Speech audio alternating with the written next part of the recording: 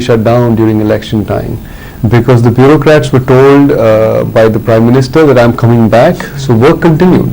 And therefore I think a lot of policy is in the works. I don't know which exact policies are in the works, but a lot of policy work has been going on in the background during the months of March, April, May, when usually things kind of wane. So that is the biggest advantage that the market has, that there's some predictability. Like for example, we know the inflation framework will not be altered. So we are in this benign inflation environment. The BJP-led NDA is not prone to increasing minimum support prices and has not succumbed to that tactic, because triggering food inflation, while it may seem to support farm incomes, usually creates generalized inflation, and then it gets bad for everybody, including the farmers. So it's not a good strategy. So we know that they will not do that. We know, for example, that they are ultra focused on infrastructure. So that's not going to change. And we've already seen a slew of announcements on how they will boost it. And in fact, their manifesto says $1.4 trillion over the next 5 years. Maybe that's ambitious, and it's good to have an ambitious target, but if we get to 10% of GDP in the next 3 years, I think it will be a great outcome. Can I rely on that as a possibility? I can, because I have a track record. So, some things like these, the market can easily say, I can forecast this is going to happen. Of course, there is a whole new set of policies that need to be launched, and that I think is what we will wait for. Okay.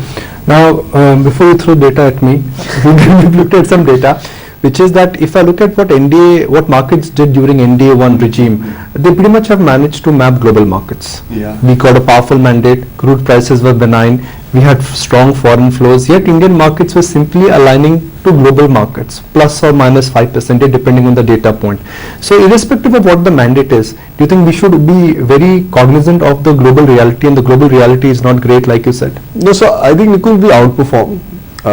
In what was a pretty challenging macro environment for India, where we could not generate earnings. I mean, my throat is dried calling an earnings cycle, and it's not coming to us. And a lot of the factors I thought that would help an earnings cycle really did not pan out for one reason or the other. Now, in hindsight, I can explain all this, but that was not the foresight I had. So I think you have to put it in context that we still had the bid on the market, despite the fact that we disappointed on macro growth.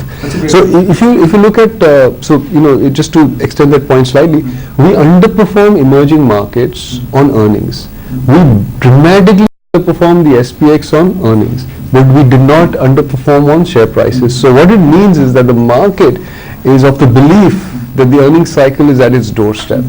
And to some extent, I think the next 12 months earnings growth is already priced in. It has to surprise on the upside. A 20% number is kind of baked in the cake.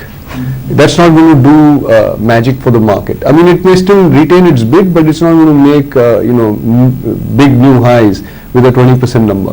That 20% number has to then get repeated in the following 12 months.